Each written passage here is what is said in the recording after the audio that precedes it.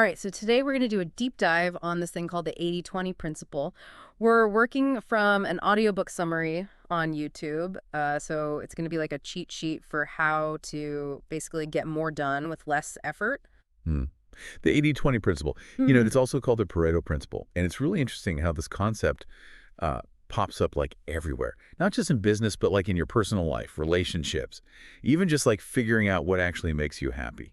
Okay, so the audiobook uses this example about like a student who's juggling 10 different subjects, but really only two of them actually matter for their grades. And I remember back in school, like I was all about history and English, but let's be real, it was really math and science that were going to like make or break my GPA. Is that kind of what we're talking about here? Exactly. It's all about zeroing in on that like crucial 20% that's actually driving most of your results. Yeah. It's funny you mentioned that student example because that's actually in the audiobook. Mm-hmm. And it goes all the way back to this Italian economist, Vilfredo Pareto, who noticed way back in the 1900s that 80% of the land was actually owned by only 20% of the people. So it's not just some random idea, it's like based on actual economic patterns. Exactly. And Pareto realized that this imbalance wasn't just some fluke, it shows up everywhere.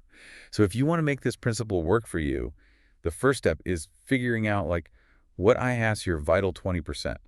Right, because it's great to know 20% of something is important, but if I don't know what that something is, I'm just going to be running around in circles. Well, the audiobook calls this identifying your vital few.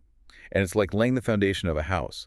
If you get this wrong, everything else is going to be kind of wonky. Yeah. And it could be your tasks, the people you hang out with, your hobbies even. You got to pinpoint what's truly giving you the biggest bang for your buck. So they suggest you like do this time tracking thing for a week, kind of like a personal audit, but also like really pay attention to how you feel while you're doing those things. Like, was I energized by that meeting or did I want to crawl under the table? Like, is this actually getting me closer to my goals or am I just like spinning my wheels? Yeah, it's all about connecting the dots between what you do and what you actually get out of it. You might be surprised at what you find. And then the fun part is like analyzing all that data and being like, okay, these were the tasks. These were the people. These are the activities that actually lit me up. That made me feel like I was like accomplishing something. It's kind of like Marie Kondoing your life, but for results instead of clutter. Ooh, that's a great way to put it. You're basically spring cleaning your efforts. Mm-hmm. And this is really where the 80-20 magic starts to appear. You see those patterns emerging. You're like, oh, that's where my energy should be going. So then we get to prioritization. And this is where the audiobook uses that project manager example, Jane. She's totally swamped with meetings, but her team is not performing very well. And it turns out that what they really need is training, which takes time up front, but has a way bigger impact in the long run. It's like she's been filling her jar with sand. But the big rocks, the things that really matter, are getting left out. Mm-hmm. Prioritizing is about making space for those big rocks. Okay, but what about all the other stuff? Like we've figured out our vital few, but now I'm picturing this huge pile of like everything else that still has to get dealt with. The audiobook calls this eliminating the trivial many right. Exactly. It's the art of saying no to the things that just don't serve your goals. Ah. Like there's this great story about Jack, this software developer who was just drowning in emails and meetings. Busy, yes, but productive, not so much. Oh my gosh, I feel that in my soul. Some days it's like my inbox is a black hole sucking up all my time. I know the feeling. But the key is to step back like Jack did and realize that only a tiny fraction of what you're doing is actually moving the needle forward.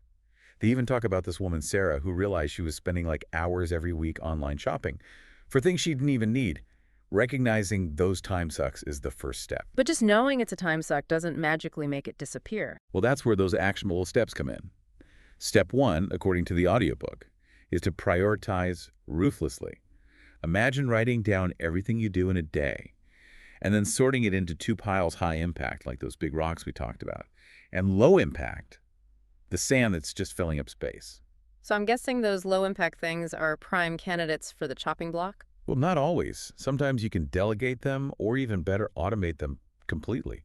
Like Emma in the book, who starts using a meal delivery service so she can reclaim that time for more creative projects. Brilliant. That's like buying time, but it makes sense. If I'm spending 2 hours a day at cooking and cleaning, that's 2 hours I could be writing or working on that side hustle. Exactly. And they also talk about setting boundaries, like David, who implemented office hours. No more constant interruptions, just dedicated time for focused work. Protecting your energy is just as important as managing your tasks. It's almost like you're creating a force field around your vital few so that nothing can get in the way of those big rocks. But let's be real, even with all that, there's still only 24 hours in a day. So how do we make sure we're actually using that time wisely? It's all about time management. Working smarter, not harder.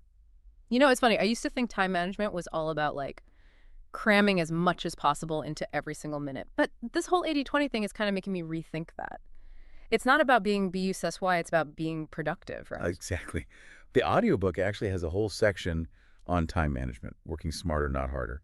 And it really zeroes in on that idea. It's like you said, it's about aligning your actions with the 80/20 principle, making sure that the things you're doing are actually getting you results. Okay, so how do we actually do that? Does the audiobook give any like practical tips? Oh, tons. They start with good old-fashioned to-do lists, but they suggest taking it a step further with something called the Eisenhower box. Have you heard of that? I think so. It's all about figuring out what's truly urgent, A and D, important. Oh. So you don't get bogged down with the urgent but not important stuff. That can eat up your whole day. Oh, right. Like those emails that feel super urgent, but aren't actually moving any of my projects forward. Totally guilty of that. We've all been there. And then there's the whole digital distraction thing. You know those pesky notifications that pop up every 5 seconds? Oh, yeah. My phone is like a siren song, constantly luring me away from whatever I'm supposed to be doing. The audiobook specifically mentions limiting social media, turning off those notifications, creating space to actually focus on what matters. So it's like digitally decluttering your life. Exactly. Then there's this technique called the Pomodoro technique, Oh, right. I've heard of that. where you work in these 25-minute bursts, like little sprints with short breaks in between. Yeah, I've heard of it, but I've never actually tried it. Does it really work? It's surprisingly effective. The idea is that our brains can really only focus for so long before they need a break. So by working in these short bursts, you can actually get more done in less time. Plus, it kind of gamifies your work, which can make it feel less tedious. Ooh, that's a good point.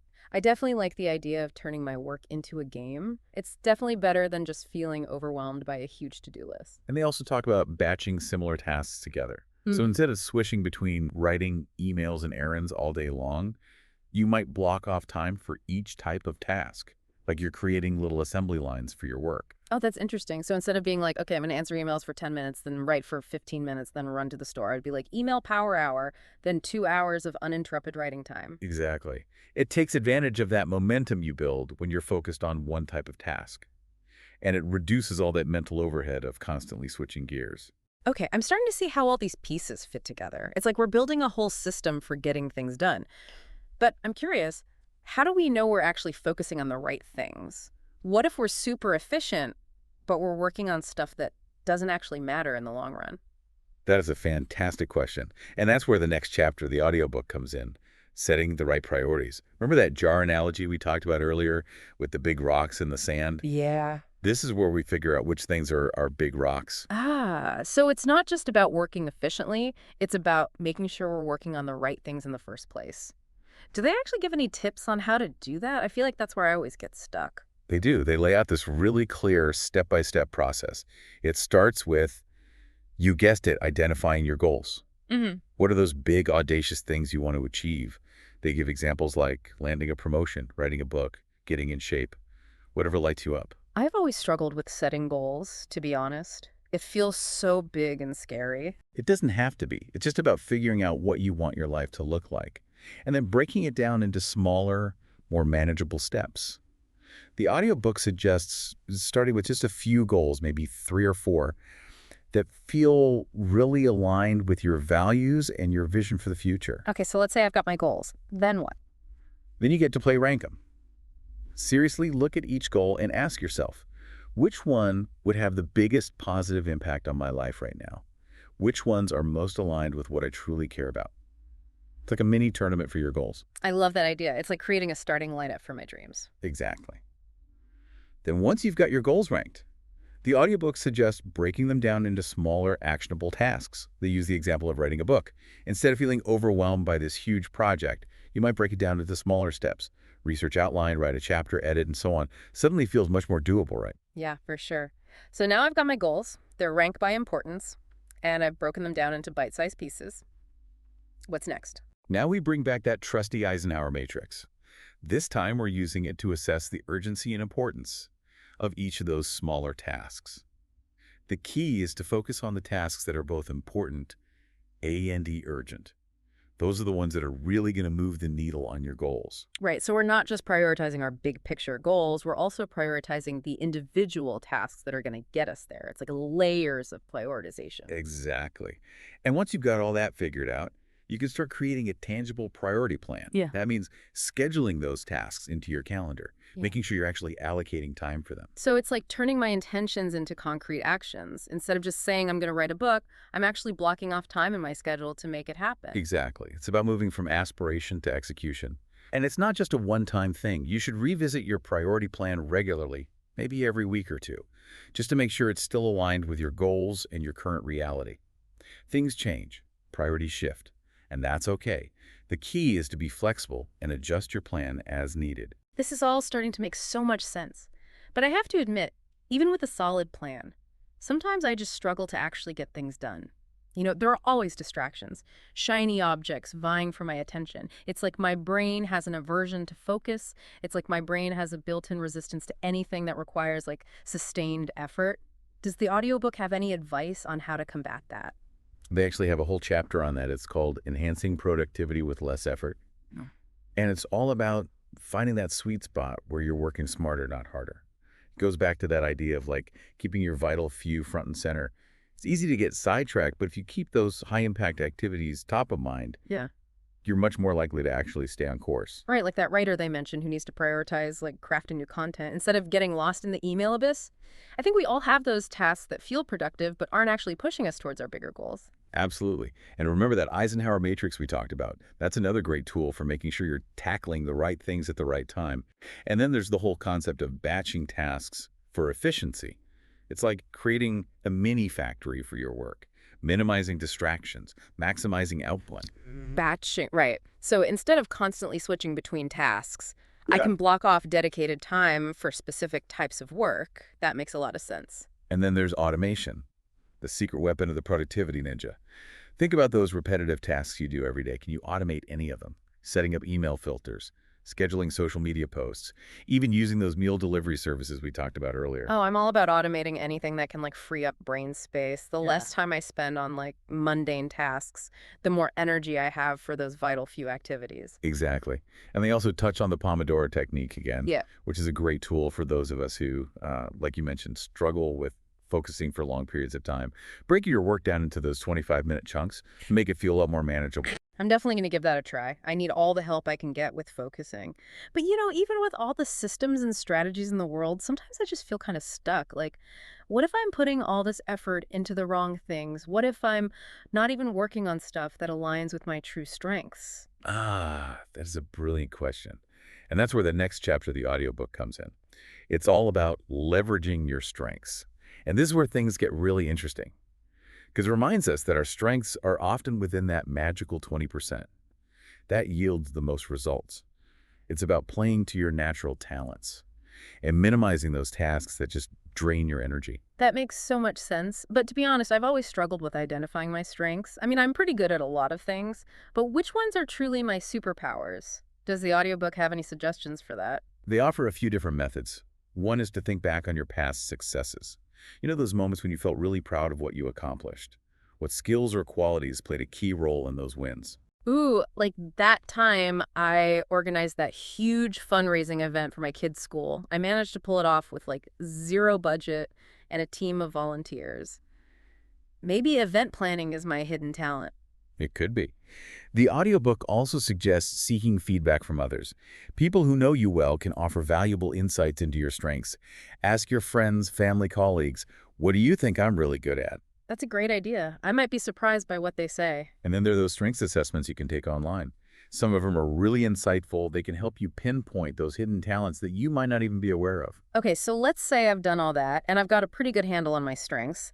How do I actually use them to my advantage? The key is to align your activities with your strengths as much as possible. If you're a rock star communicator, maybe you should be leading presentations or writing blog posts or networking at industry events. If you're a whiz with numbers, maybe you should be managing budgets, analyzing data, or creating financial forecasts. So it's about playing to our strengths and, as much as possible, delegating or eliminating tasks that rely on our weaknesses. Exactly. And we should also keep developing our strengths. Even if you're already good at something, there's always room for improvement. Take courses, attend workshops, read books, find mentors. Keep honing those skills. So it's like never stop learning and growing. Exactly. And they also talk about the power of combining strengths. Like, what if you're good at both project management and creative thinking? You could use that combination to, say, lead a really innovative marketing campaign. Oh, that's interesting. Combining your strengths creates a kind of synergy that can really amplify your impact. The audiobook even talks about Steve Jobs and Oprah Winfrey as examples of people who leveraged their unique combinations of strengths to achieve incredible things. They weren't just good at one thing, they were good at several things that worked together to create something truly special. Okay, so we've talked about like identifying our strengths and aligning our activities with them. But even with all that, sometimes I just feel like overwhelmed. Like, how do we do all this A&D, still have a life? That is the million-dollar question. And that's where the audiobooks chapter on creating a supportive environment comes in. It's not just about what we do, it's about the environment we create around ourselves, both physically and mentally. They describe it as the fertile soil for our goals, the space where our efforts can take root and flourish. So it's not just about having a to-do list and a time management system. It's about creating a whole ecosystem that supports our goals, A&E, our well-being. What kind of practical advice do they give? They emphasize the importance of decluttering our physical spaces. You know, a clean, organized workspace can do wonders for our focus and productivity. Think about a desk that's piled high with papers and clutter. It's hard to think clearly when you're surrounded by chaos. Oh my gosh, my desk is totally guilty of that. I swear, clutter multiplies when I'm not looking. They suggest spending just 15 minutes a day tidying up. And they also talk about creating what they call inspiration corners, little spaces in your home or office where you surround yourself with things that motivate and uplift you. Ooh, I like that. Maybe a mood board with pictures of my dream vacation or some inspiring quotes from my favorite authors. Something to remind me of the bigger picture when I'm feeling bogged down in the day-to-day grind. Exactly. And they also talk about arranging your workspace for maximum efficiency. Make sure the things you use most often are within easy reach so you're not wasting time and energy searching for things. It's like setting yourself up for success. Right. And it's not just about our physical spaces. They also talk about our social environment. Surround yourself with people who support your goals and encourage you to be your best self. Yes, those are the people who celebrate your wins and offer a shoulder to cry on when things get tough. The ones who believe in you, even when you're doubting yourself. Exactly. And they also talk about the importance of seeking out mentors, people who have walked the path you're on and can offer valuable guidance and advice. And don't forget about accountability partners. Having someone to check in with can make a huge difference in staying motivated and on track with your goals. Okay, so we've got our physical space dialed in. We've surrounded ourselves with awesome people. But what about our internal environment, like our thoughts, our feelings, our mindset? Yeah, That all plays a role too, right? absolutely. The audiobook talks about fostering positivity, practicing positive self-talk, challenging those negative thought patterns that can sabotage our efforts. They also emphasize the importance of managing stress, finding healthy ways to cope with the inevitable challenges of life. Whether it's meditation, yoga journaling, spending time in nature, find what works for you and make it a priority. Stress management is huge EE. I'm definitely the queen of letting stress get the best of me. But I'm learning that taking care of my mental and emotional well-being is just as important as taking care of my physical health. Couldn't agree more. And they also talk about developing emotional intelligence, the ability to understand and manage our own emotions and the emotions of others. It's a key skill for navigating relationships, both personal and professional. So it's not just about being smart, it's about being emotionally intelligent, being able to connect with people on a deeper level, understand their perspectives, and communicate effectively. Exactly. And finally, they talk about our digital environment. In today's world, we spend so much time online. And it's easy to get sucked into the vortex of social media news feeds and endless notifications. They emphasize the importance of digital decluttering, unsubscribing from unnecessary emails, organizing our digital files, and being mindful of the content we consume online. Oh my gosh, digital clutter is the worst. It's like a black hole that sucks up all my time and energy. I'm definitely going to be more mindful of how I spend my time online. It's all about creating a digital space that supports your goals and your well-being, rather than distracting you from them. So creating a supportive environment is really about taking a holistic approach. It's about looking at all areas of our lives: physical, social, emotional, and digital. and making sure they're working together to support our goals and our aspirations. It's about creating a life that feels aligned and intentional. I love that. It's not just about productivity hacks and time management tricks. It's about creating a life that feels good on all levels. Exactly. And that brings us to the final chapter of the audiobook, Living a Balanced Life. This is where it all comes together. It's about using the 80-20 principle to create a life that is both successful and fulfilling. They emphasize that true happiness comes from finding that sweet spot between achieving our goals and enjoying the journey along the way. So it's not just about checking things off our to-do list. It's about creating a life that feels balanced and meaningful. Exactly. They use a series of examples to illustrate how we can apply the 80-20 principle to different areas of our lives. Yeah. We revisit Jane, the project manager, who realized that spending more time training her team, even though it meant fewer meetings, actually had a much bigger impact on her team's success. Right. It's about focusing on the activities that truly move the needle. Right. It's about identifying those big rocks and making sure they get the attention they deserve. Exactly. Then there's John, who realized that spending quality time with a few close friends and family members was far more fulfilling than trying to maintain superficial relationships with lots of people. It's about prioritizing those vital few relationships that bring us joy and support. And then there's Sarah, who we talked about earlier, who discovered that incorporating a few key habits into her life, like running yoga and eating more vegetables, had a huge positive impact on her overall well-being. It's about finding those small changes that can make a big difference. Small changes, big impact. I love that. And they talk about Mark, who was struggling with stress from work deadlines. By planning ahead, setting boundaries, and saying no to non-essential tasks, he was able to manage his stress more effectively and create a more balanced work life. It's about being proactive rather than reactive, taking control of our lives and making choices that support our well-being. Exactly. And then there's Lisa, who realized that improving her public speaking skills would have a huge positive impact on her career. Instead of trying to do everything at once, she focused on this one key area for development and joined a local speaking club. It's about choosing our battles wisely and directing our energy towards those areas where we can make the biggest impact. And finally, they talk about Paul, who found immense joy and relaxation in painting. By setting aside just an hour each evening for his artwork, he was able to maintain a sense of balance and fulfillment in his life. It's about making time for the things we love, even when life gets busy. It's about nurturing our passions and prioritizing our well-being. So as we wrap up this deep dive into the 80-20 principle, what are some key takeaways you want our listeners to remember? Well, first and foremost, the 80-20 principle is a journey, not a destination. It's about progress, not perfection. It's about making small, consistent choices that move us closer to the life we want to create. And it's about being patient with ourselves along the way. Change takes time, and it's okay to stumble. The key is to keep learning, keep growing, and keep moving forward. Progress, not perfection. I love that. It's such a good reminder to be kind to ourselves and focus on the journey, not just the destination. What else? I'd also encourage our listeners to embrace the power of experimentation. The 80-20 principle isn't a one-size-fits-all solution. It's a framework that you can adapt to fit your own unique needs and circumstances. So be curious. Try different things and see what works for you. There's no right or wrong way to apply these principles. It's all about finding what resonates with you and helps you create the life I want. That's such a good point. It's about taking what works and leaving what doesn't. And remember, you're not alone on this journey. There are tons of resources out there, books, podcasts, articles, communities, to support you in your exploration of the 80-20 principle. So keep learning, keep growing, and keep connecting with others who are on a similar path. And remember, the 80-20 principle is not just about achieving more with less effort. It's about creating a life that feels aligned, intentional, and ultimately more fulfilling. It's about living a life that is both successful and debalanced, both rewarding and sustainable. Well said. I think that's a perfect note to end on. Thanks for joining us on the deep dive. We hope you've enjoyed this exploration of the 80-20 principle and that you've gained some valuable insights and strategies for applying it to your own life. Remember, it's not about doing everything. It's about doing the right things.